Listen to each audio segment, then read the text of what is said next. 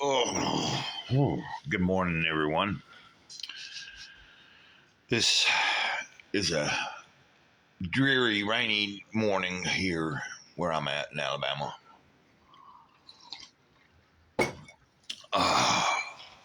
Hadn't been, I think it might have rained a little bit sometime a few hours ago and when it was still dark, but I can't remember for sure. I knew I knew yesterday it was good chance off and on all day yesterday, and then going into the night or last night. But this morning it's got going. It started a little while ago, and when I started hearing it hit the window in the trailer, I decided to kind of get motivated. I'm moving a little slow still. I don't know what's going on. The past few days I've just been I've been able to do stuff and get up, but I've been a little off schedule. Well, of course I have. I've posted my videos later in the day, past 2 days, but anyway. So I am Great Cloud, Sage of the Eternal Moment, and I welcome everybody here. I refer to you guys, to the community here, as Fellowship of the Clouds. And if you could, please hit that like button and think about subscribing if you've watched anything yet and got something out of it. Oh, the channel's growing. I'm real happy. I'm going to be working on trying to figure out something to give away. I might do a couple of giveaways. We might do one where it's an action figure involved. So anybody that does like action figures or even a comic book, maybe, I don't know yet. Because I still have that video I need to do about Scout, which I am not really prepared for, which will be comic book related. But we'll see. I just realized like yesterday I haven't really got on it yet, and the week's almost gone by. I'm going to do a Don't Sweat the Small Stuff video, and this is Don't Sweat the Small Stuff, and it's all small stuff, number 85. Transform. Wait. Hold on. Number 84.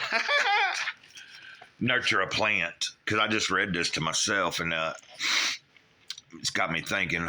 Well, a couple of things in this book has had me thinking. Like, I still have yet to look up any yoga videos or anything, but I'm going to. I am going to do that because this does suggest, And but let's just read this. At first glance, this may seem like a strange or superficial suggestion. What good could it possibly do to nurture a plant? One of the goals of spiritual life and one of the requirements of inner peace is to learn to love unconditionally. The problem is, it's really hard to love any person, unconditionally. The person we are trying to love inevitably says or does the wrong thing or fails to meet our expectations in some way. So we get upset and put up conditions on our love. I'll love you, but you have to change. You must act the way I want you to act. When I was reading this earlier, and a lot of things in this book have reminded me, if you'll notice from time to time, there's certain things that pop up and remind me of the 5 agreements and stuff. So, yeah, because in the 5 agreements, it talks about domestication, how we learn to, the ones above us when we're born, the older people are going to domesticate us to a certain level, and then we learn to domesticate our own selves and stuff. And okay, let's just some people are better at loving their pets than the people in their lives, but to love a pet unconditionally is hard too. Yeah, I've had trouble before. What happens when your dog wakes up with unnecessary barking in the middle of the night, or ruins your favorite carpet with an accident? Do you love him just as much? My children have a bunny. It was really hard to love that bunny when he chewed a hole in my beautiful crafted wooden gate.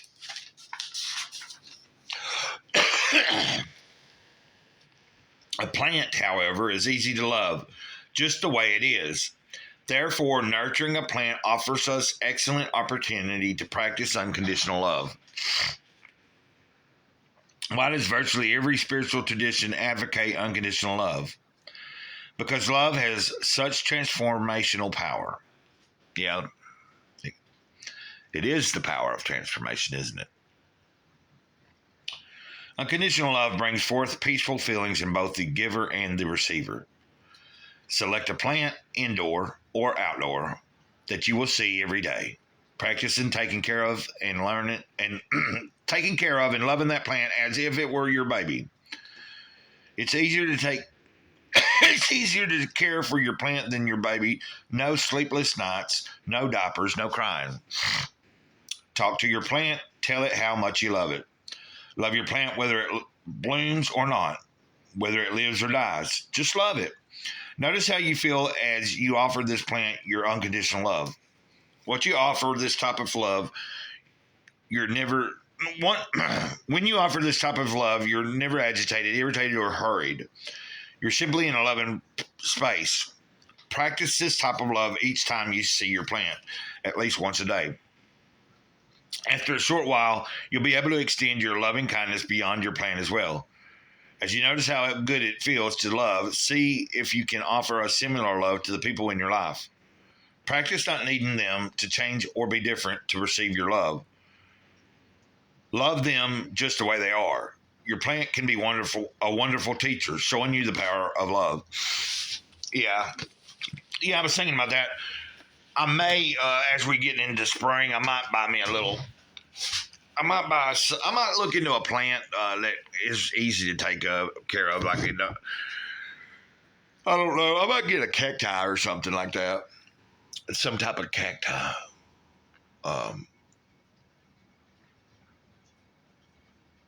Well, I don't know. We'll just see. That's what I was meaning earlier when I was talking about that book. There's been several readings in this book that's reminded me of some things that I would like to try out or find it interesting. At least look it up and see about it. Like I said about what was it?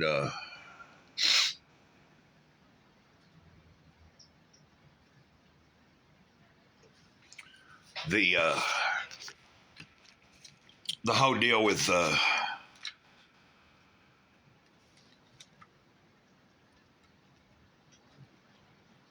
I can't remember. I'm having a brain fart. But nurturing a plant, that sounds pretty cool. Like, I always love being out in the around the trees and the plants and stuff and nature. But I understand what it's talking about. When I was reading that to you into the camera, and I think I might have mentioned this before.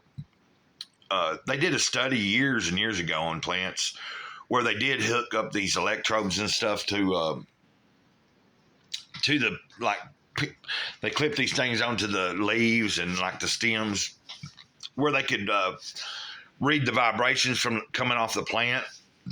And they noticed that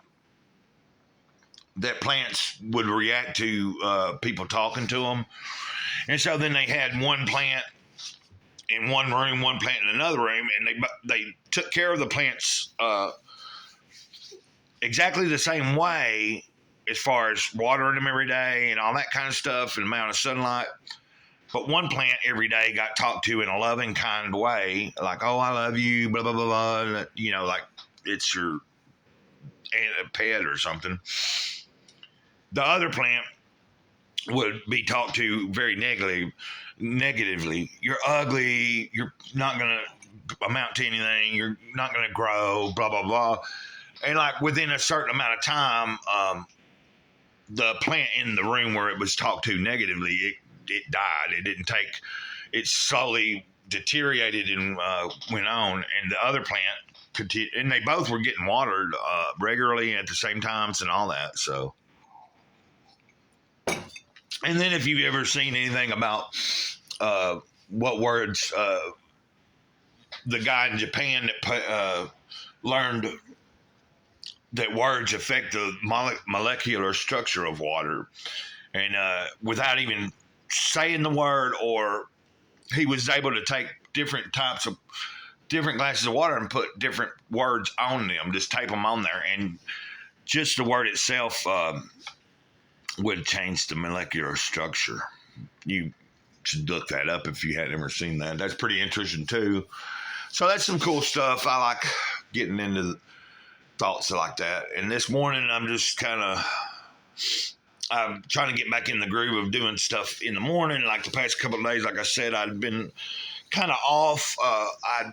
The day before yesterday, I got a later start in the day, and I didn't really do a whole lot. And I didn't do a lot yesterday, but I did. I mean, I didn't feel that bad or nothing. It's just a slow motion feeling. And then today we got it's rainy and it's a little cooler. So I probably won't do a whole lot today. I might try to mess around with my action figures, see what I can do with that, or think about researching like for that comic book video about like Timothy Truman. Those are things I could think about and try to like get into the groove of seeing about making. So other than that, I'm just going to do my normal thing. I'm going to study, meditate, and just wait for the spirit to show me what exactly to do for the day. So until next time, y'all, I appreciate you watching. Hope you have a wonderful day. I don't know if I'll put another video up or not. Hopefully, maybe something will inspire me today, and I'll have a couple up. But if not, this has been fun. Hit the like button, subscribe, and it's Gray Cloud, Sage of the Eternal Moment, over and out. Ditto.